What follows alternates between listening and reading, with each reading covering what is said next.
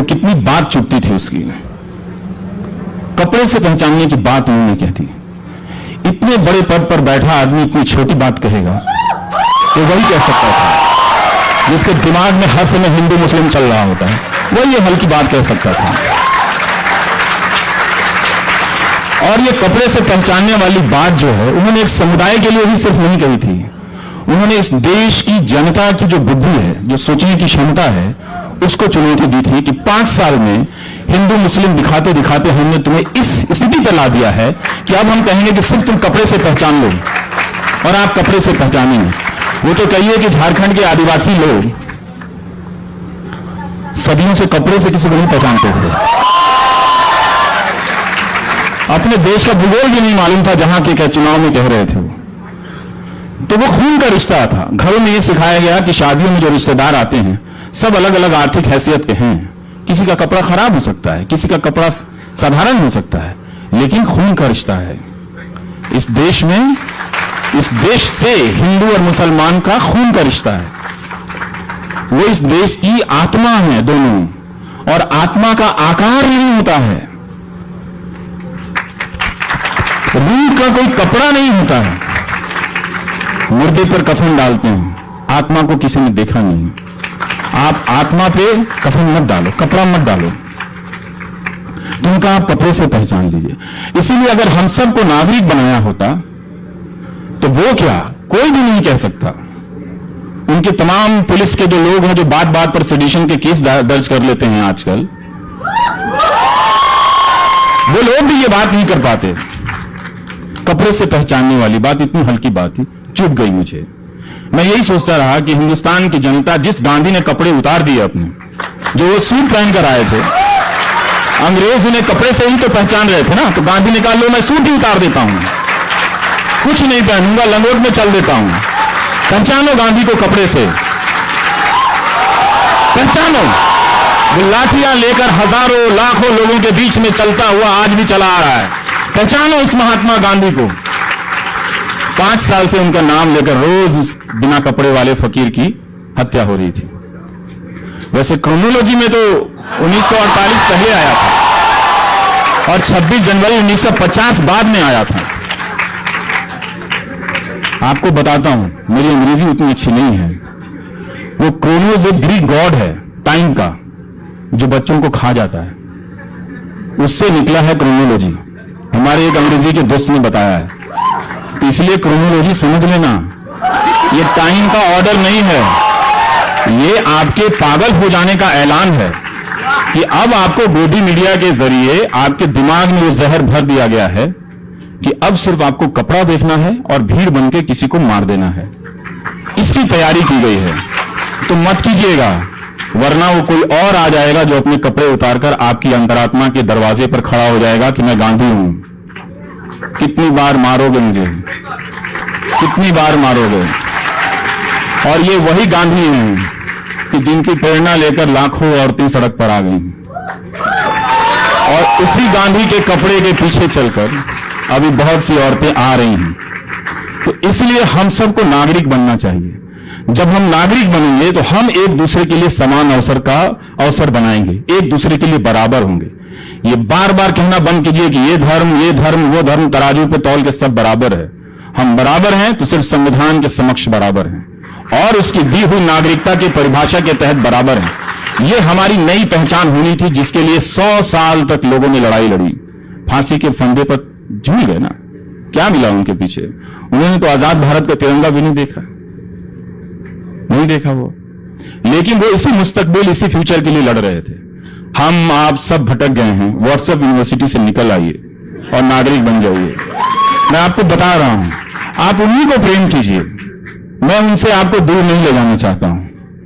आप 25 लाख सूट वाले को ही प्रेम कीजिए, लेकिन अपने बच्चों को जरूर कहिए कि इतना महंगा कपड़ा मत पहनना, गरीब देश है, अच्छा कपड़ा पहनो, थोड़ा ढंग का भी लगो, जचो, थोड़ा स्मार्ट भी लगो, अक्षय कुमार जैसा भी लगो, बाल बाल कट जाए तो। लेकिन 25 लाख का कपड़ा इस देश के गरीब लोगों के बीच में पहन के अभी मत चलना। बहुत लोग गरीब हैं, बहुत लोग गरीब हैं, तो अच्छा पहन लो तो उनको भी लगे कि हमारे बीच का है। तो वो शौक था ना बहुत पहले का। तो इसलिए मुझे लगा था नीलांजना जी कि बोलना पड़ेगा। तो जब वो पहरेदारी दिखा रहे थे कि जो भी मेरे खिलाफ बोलेगा सेडिशन का केस लगा देंगे, तो फिर मुझे लगा कि बोलना चाहिए। और बहुत लोग जेल में रहे, हम भी जेल में रह के आएंगे, आज मिलने आइए वहीं पर आप लोग, अगर वो मिलने देंगे तो इसलिए जागिए, निकलिए, हर घर में एक नागरिक बनाइए। बहुत देर हो चुकी है, इतना खूबसूरत मुल्क, अब और इसका बोझ नहीं ढो सकता कि हम एक दूसरे को धर्म से और कपड़े से पहचान कर मारने की, निकालने की और आइडेंटिटी कार्ड मांगेंगे। अब और नहीं हो सकता है। यह बात यहीं खत्म हो जानी चाहिए, चाहे उनके पास जितनी भी पुलिस फोर्स हो। पुलिस फोर्स अंग्रेजों के पास भी तो बहुत थी ना, उनके पास भी बहुत थी। लोग 10-10 साल जेल में रहे। या फिर आप खुद से पूछिए कि उनको प्यार देने में आपने ऐसी कौन सी कमी कर दी कि आपको बांटने के लिए वो कपड़ा और कागज की बात कर रहे हैं। आप खुद से पूछिए कि आपने जब उनको वोट दिया, इतना प्यार दिया, तो वो कौन सा चीज था जो अपने पास रख लिया, वो भी दे देते आप उनको। तब वो रामलीला मैदान में गांधी जी का नाम लेकर झूठ नहीं बोलते। तब उस रामलीला मैदान के भाषण में 4-4, 5 झूठ नहीं बोलते। क्यों बोलना पड़ा उनको झूठ? उन्होंने इसका जवाब नहीं दिया। और जब वो अध्यक्ष बनते हैं, जेपी नड्डा साहब, उनके यहां जाते हैं कार्यक्रम में, अपने बीजेपी के कार्यकर्ताओं से देखिए क्या कहते हैं। बीजेपी के कार्यकर्ताओं से कहते हैं हमारे खिलाफ झूठ फैलाया जा रहा है। जो शख्स 1 महीने बाद जनता की कटघरे में खड़ा है और लोग उनके भाषण के हिस्से को निकाल कर बता रहे हैं कि आप झूठ बोल रहे हैं, वो अपने कार्यकर्ताओं से कह रहे हैं कि हमारे खिलाफ झूठ फैलाया जा रहा है। झूठ आप बोल रहे थे। आप यहां 130 करोड़ लोग नहीं हैं, और मैं आपको देखकर 130 करोड़ नहीं कह सकता, क्योंकि मुझे मालूम है कि आगे तक माध्यम जाएगा, जिन चैनलों से प्रसारण होगा वो बंद हो जाएगा। तो यहां जो भी 10, 5, 15, 20 लोग हैं जो कि 130 करोड़ लोग नहीं हैं, मैं उनसे ही कह के जा रहा हूं कि वो झूठ बोल रहे थे रामलीला मैदान में, जिस मैदान का नाम राम के नाम पर हो, और वहां आप गांधी के नाम पर झूठ बोलते हैं। तो फिर क्या कर सकते हैं? फिर आप उसी जनता से पूछिए कि तुमने जब अपना इतना विश्वास दिया, थोड़ा प्यार और दे देते, शायद कोई तरस रहा होगा। मुझे बहुत दुख हुआ, इतने बड़े मुल्क का नेता जिसकी जरूरत नहीं थी, और अपने कार्यकर्ताओं के बीच वो कहते हैं कि हमें माध्यमों की जरूरत नहीं है, हमें माध्यमों की आदत नहीं है। माध्यम मतलब आप समझते हैं? कोई जवाब नहीं मिलेगा इसका।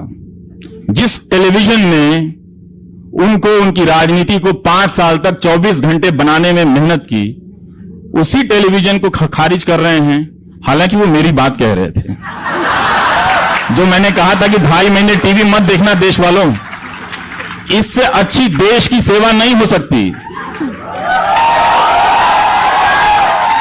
उसी बात को प्रधानमंत्री, तो मुझे उम्मीद है कि अब देश का कुछ अच्छा होगा, कि वो मेरी बात से सहमत होने लगे हैं। मुझे इंटरव्यू नहीं देते, नहीं दे सकते, वो अलग बात है, पर वो मुझे पढ़ने लगे हैं। वो कह रहे हैं कि हमें माध्यमों की आदत नहीं है। आपने देखा था उन माध्यमों के बगैर जीते हुए उन्हें? कब देखा था? बताइए ना। ये बात जब कही जाती है तो ये बात बगावत के रूप में क्यों देखी जाती है? नहीं, ये तो हक की बात है, ये तो सच की बात है।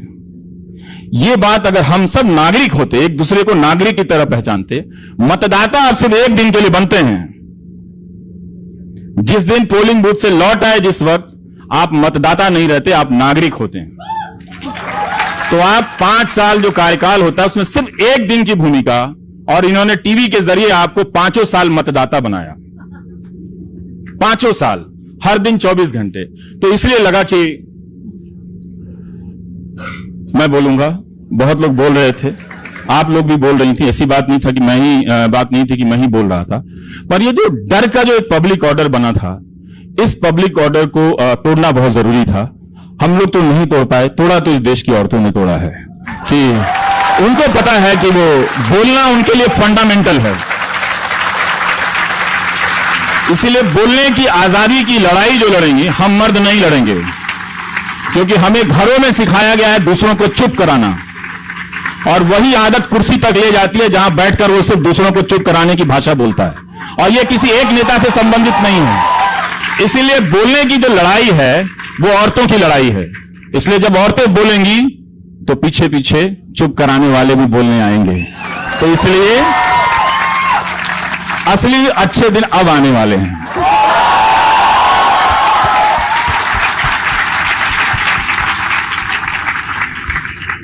रवीश जी, एक साइड तो एक जहर की बाजार लगाई तो गई है। सुधीर चौधरी ने 2 दिन पहले ही कहा था, सुधीर चौधरी जी तो मशहूर है यहाँ पे, और जी के नाम तो लगाए हैं तो उनके नाम तो लेना पड़ेगा। तो सुधीर चौधरी ने कहा था कि टुकड़े टुकड़े गैंग की ओनरशिप हुई लेबल ने की डिस्कवरी उन्होंने ही किया था, उन्होंने ही फैलाया था ये बात, जिसमें सच्चाई नहीं थी कि टुकड़े टुकड़े गैंग है ये देश में। तो एक साइड से ये जहर की बाजार, गोदी मीडिया और दिन पर दिन ये झूठ जो फैलाई जाती है ये चल रहा है, और ये हमारे देश में की देह में एक बुखार की जैसे चढ़ गई है। और दूसरी साइड से जहां पर भी हम जाते हैं, ये प्रोटेस्ट जो चल रही है 1 महीने के लिए, यहाँ पे 2 शब्द मैं बार बार सुनती हूँ, नागरिकता और आजादी। यहाँ पे एक जो लड़ाई है ये क्लीनिंग की लड़ाई है कि देश की आत्मा के लिए कौन जीतेगा। ये देखिए, जो टुकड़े टुकड़े गैंग का जो जुमला है वो एक ही जुमला नहीं है। कभी ये इस्तेमाल होता है, कभी अवार्ड वापसी गैंग इस्तेमाल होता है, बहुत तरह के गैंग का इस्तेमाल करते हैं। है गैंग 3 ही लोगों का, 2+1, एक दिन का जहाज है। जो खुद गैंग है वो दुनिया को गैंग के रूप में पहचाना, तो लगातार एक दुश्मन पहचानना है, लगातार कि एक पत्रकार बोल रहा है, एक लेखक बोल रहा है। आप भूल गए कि जब कलबुर्गी की हत्या हुई तो साहित्य अकादमी का काम था लेखक की हत्या पर शोक प्रस्ताव पास करना। जब नहीं हुआ तब लेखक परेशान हुए, क्या यह नहीं होना था? हमारा देश ऐसा कब से हो गया कि किसी की मृत्यु पर शोक नहीं मना रहा है? गौरी लंकेश की हत्या होती है तो प्रेस क्लब में जब लोग जमा थे तो ये एंकर लोग क्या भाषा का इस्तेमाल कर रहे थे? तो ये बांट रहे थे। लगातार वो मशीन चल रही थी बांटने की, और गांव गांव में उस व्हाट्सएप यूनिवर्सिटीज के जरिए आप सब लोग, सब जो चुप हो गए थे, उनके जहन पर एक तरह से अकल पर परतें चढ़ाई जा रही थी कि ये दुश्मन है। मुझे मेरे गांव में जाके लोगों ने कह दिया कि रवीश नहीं, इनका नाम रवीशुद्दीन है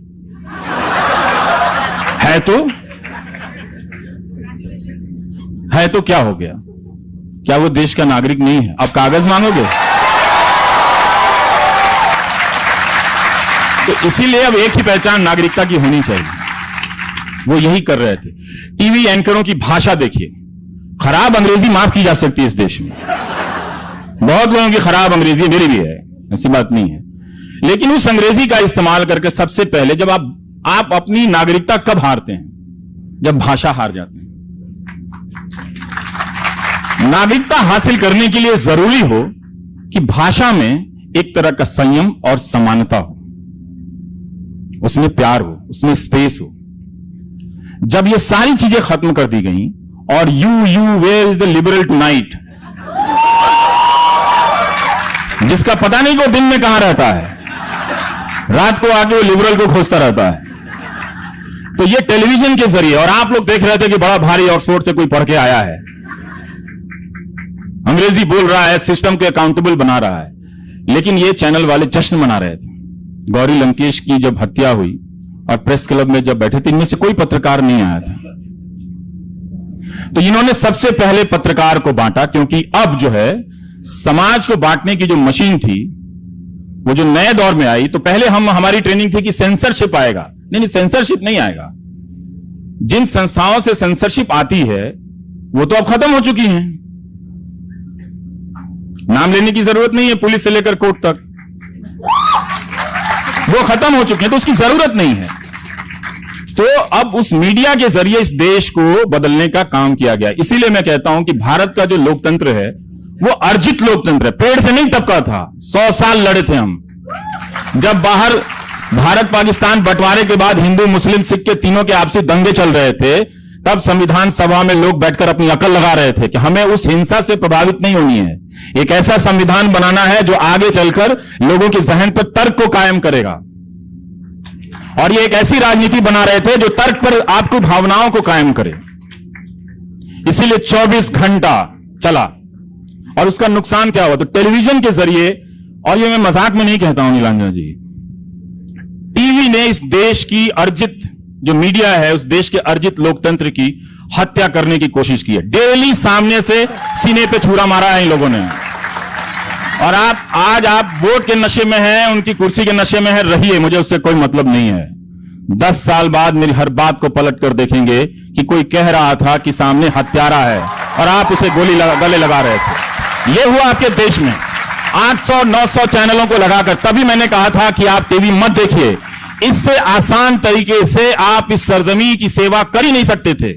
अपने घर में टीवी बंद करके शाम को पार्क में चले जाइए, डायबिटीज का भी समाधान हो जाएगा,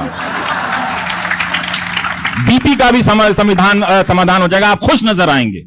लेकिन टीवी ने आपको बीमार कर दिया, सूचनाएं गायब कर दी गई। वो इसलिए कर रहा था कि उससे ये कोशिश थी कि आपको सिटीजन नहीं बनने देना है, क्योंकि आप बन रहे थे और उस बनने की प्रक्रिया में चले थे। तभी तो रामलीला मैदान में तिरंगा लेकर गए थे ना, उसके पहले तो आप नहीं जाते थे।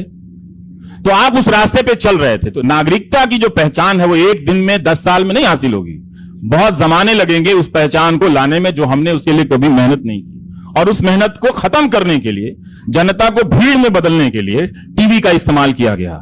और इसीलिए आप कह रहे हैं कि जब उस भीड़ में औरतें बोलने लगी तो समझ में नहीं आया कि कैसे डील करें, तो वो कह रहे हैं हमें माध्यमों की जरूरत नहीं है। इसका मतलब है कि अब अक्षय कुमार इंटरव्यू नहीं करेंगे, प्रसून जोशी ये इंटरव्यू नहीं करेंगे कि ये फकीरी,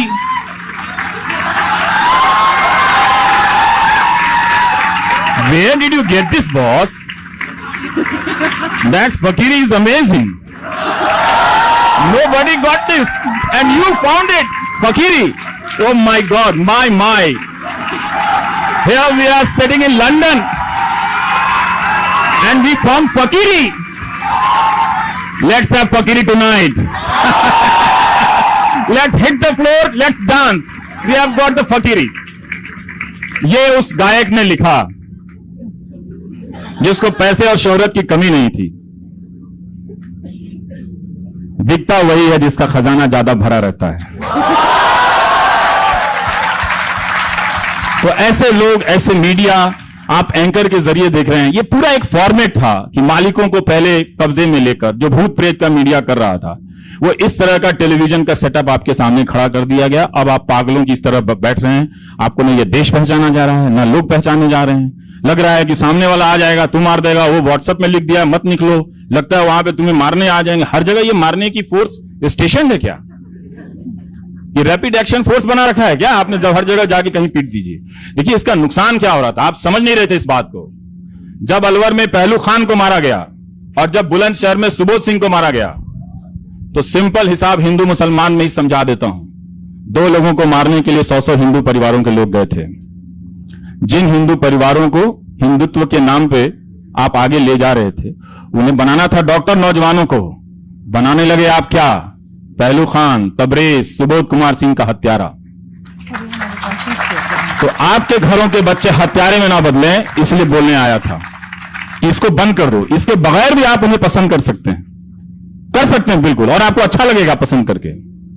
क्योंकि जब भी ये बात होती है, एक फोन आता है, बोलने से क्या होगा, इस बार उन्हें 400 सीट आ जाएगी, 545 आ जाए, उससे क्या होगा? हम उनके सीटों को हराने के लिए नहीं बोल रहे हैं। हम अभी भी नहीं बोल रहे हैं कि आप उनसे दूर चले जाइए। मैं सिर्फ बोल रहा हूं कि ये जो चीज है हिंदू मुसलमान की, वो अब बहुत हो गया, इसको अब दूर कीजिए, यहां से नहीं चल सकता इस देश में। अब या हमारे घर के लड़के बर्बाद हो जाएंगे, आपके ही घर के लड़के बर्बाद होंगे। जो दिन भर व्हाट्सएप पे चलेगा, उसको लगेगा कि एंटाइटलमेंट मेरा इतना है कि सड़क पर 5 रुपए की लड़ाई में कोई अमर किसी अकबर को मार आएगा।